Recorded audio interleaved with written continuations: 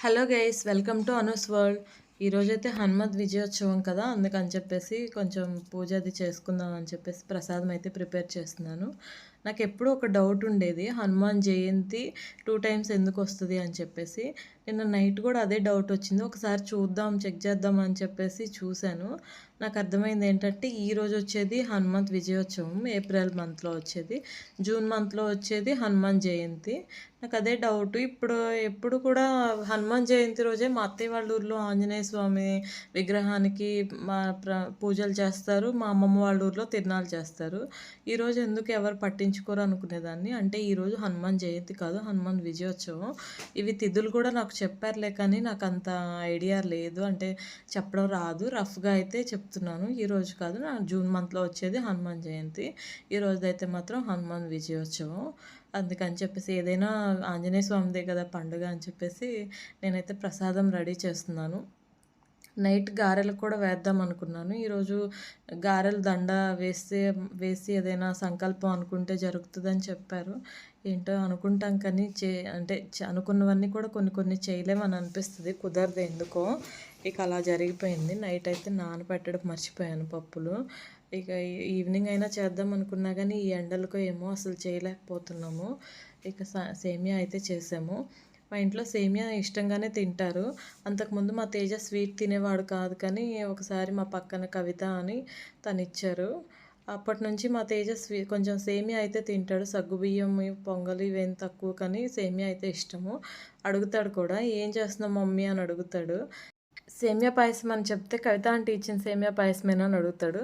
తను ఇచ్చి కూడా ఆల్మోస్ట్ 5 ఇయర్స్ అవుతుంది. ఇంకా అప్పటి నుంచి ఇంకా సేమియా పాయసం అనగానే నాకు మా తేజకైతే వాళ్ళ కవిత ఆంటీయే గుర్తొస్తారు. నేను చిలకలూరుపేటలో ఉన్నప్పుడైతే బొప్పుడు వెళ్ళేవాళ్ళం రెగ్యులర్గా, మంత్లీ 2 ఆర్ 3 టైమ్స్. ఇక్కడికి వచ్చిన దగ్గర నుంచి అయితే ఎప్పుడైనా ఊరి వైపు వెళ్ళినప్పుడు అలా వెళ్తున్నాం, కానీ రెగ్యులర్గా అయితే వెళ్ళట్లేదు. ఈరోజు మార్నింగ్ మా వారిని అడిగాను వెళ్దామని. పూజారి గారికి కాల్ చేస్తే ఆకు పూజ టైం అయిపోయిందండి, రేపు ఈసారి వచ్చేటప్పుడు ముందు రోజు చెప్పండి, రెడీ చేసి ఉంచుతాం అని చెప్పారు. మా వారు కూడా వెళ్ళి అలా వచ్చేయడం ఎందుకు, ఆకు పూజ చేయించుకుందాం అన్నారని ఆగాము. ఇక ఈ రోజుకైతే ఇంక ఇంట్లోనే చేసేసుకున్నాను.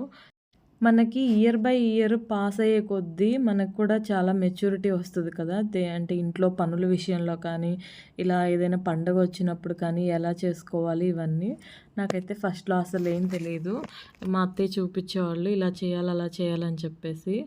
నాకు పెళ్ళికి ముందు అంటే నేను పూజ అయితే చేసేదాన్ని ఇంట్లో రెగ్యులర్గా కంపల్సరీ. నేను, మా చెల్లో, మా అమ్మ పొద్దున్నే అయితే దీపం పెట్టేవాళ్ళం, ఈవినింగ్ పెట్టేవాళ్ళం. ఇక తర్వాత ఆ కార్తీక మాసంలో వెళ్ళేవాళ్ళం టెంపుల్కి. 4కి ఖచ్చితంగా 4 లోపే వెళ్ళేవాళ్ళం. మేము వెళ్ళి పూజారి గారిని లేపేవాళ్ళం. నేను, మా చెల్లి, మా పెద్దనాన్న వాళ్ళ అమ్మాయి వాణి ఉంది. మేము ముగ్గురం పోటీ పడేవాళ్ళం, ధ్వజస్తంభం దగ్గర ఫస్ట్ దీపం మేము పెట్టాలి అని చెప్పేసి. ఇక మేమే వెళ్ళి తాళాలు తీసుకొని వెళ్ళేవాళ్ళం అనమాట. తర్వాత వినాయకుడు ఉన్నాడు అక్కడ శివలింగానికి ముందు, ఆయన దగ్గర అర్చన మేమే చేయాలి అని చెప్పేసి ముగ్గురం కూర్చోడానికి పోటీ పడేవాళ్ళం. ఇలా ప్రాసెస్ ఇదంతా అయితే తెలుసు, కానీ పూజా విధానం ఉంటుంది కదా, అలాంటివైతే నాకు కొన్ని అయితే పెళ్ళైన తర్వాతే నేర్చుకున్నాను. మా అత్తయ్య దగ్గర, మా అమ్మ దగ్గర, మా పక్కన అక్క వాళ్ళు చేస్తారు కదా. ఇంకా అలా ఎక్కడికి వెళ్ళాక కూడా, అత్తయ్య వాళ్ళ ఊరు వెళ్ళాక కూడా టెంపుల్కి అది అందరితో కలిసి వెళ్ళినప్పుడు అలా చూసి నేర్చుకున్నాను.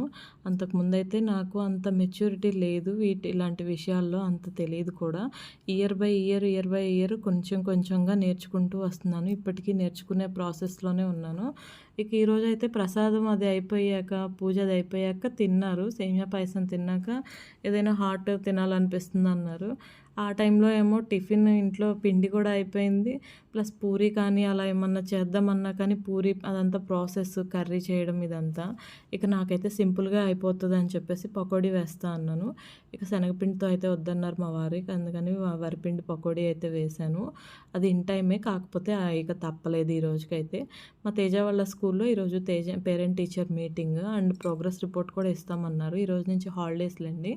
ఇక అందుకని స్కూల్కి అయితే వెళ్ళాము.